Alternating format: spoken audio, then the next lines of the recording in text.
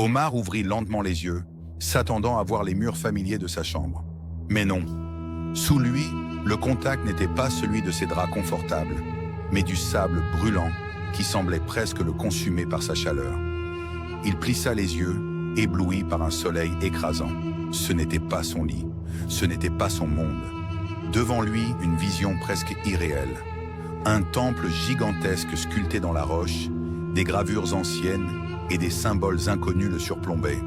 Autour, des hommes et des femmes vêtus comme ceux des récits de l'Égypte antique s'affairaient dans une chorégraphie organisée, transportant de lourds blocs de pierre sous l'œil vigilant de soldats armés.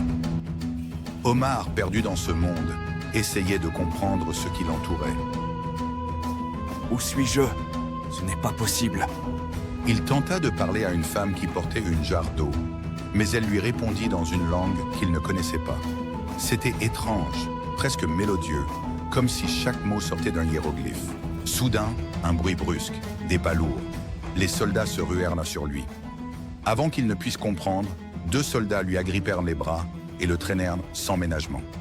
Devant ses yeux, un palais se dévoila, majestueux et intimidant. Enfin, Omar fut jeté à genoux devant un trône imposant où siégeait une figure ornée d'or et de pierres précieuses, le pharaon lui-même. Qui es-tu, homme étranger? Pourquoi foules-tu ma terre sans ma permission? Je ne sais pas. Je viens de me réveiller ici.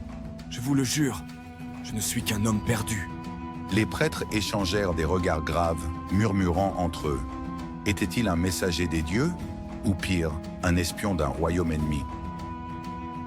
Alors qu'Omar s'efforçait de comprendre ce monde, il réalisa qu'il ne pouvait survivre qu'en mettant à profit ses propres connaissances. Quand les prêtres furent bloqués par un problème mathématique crucial pour la construction de la pyramide, Omar leur dévoila un concept appris dans ses cours de géométrie moderne. Un regard furtif vers son poignet. Une tension monte alors qu'un prêtre le fixe avec suspicion. Je dois trouver un moyen de rentrer. Mais comment? Dans l'ombre d'un temple sacré, Omar découvrit une fresque captivante. Elle montrait un homme s'élevant vers un portail lumineux, entouré d'étoiles qui semblaient danser. Ceci est la porte vers un autre monde. Seuls les élus peuvent la traverser. Un autre monde? Tremblant, Omar posa sa main contre les gravures.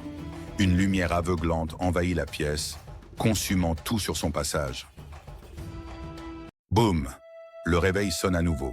Omar se réveilla en sursaut. Tout semblait normal. Sa chambre, son lit.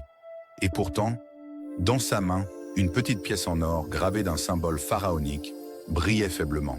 Était-ce un rêve? Ou une réalité? Ou le début d'une nouvelle quête?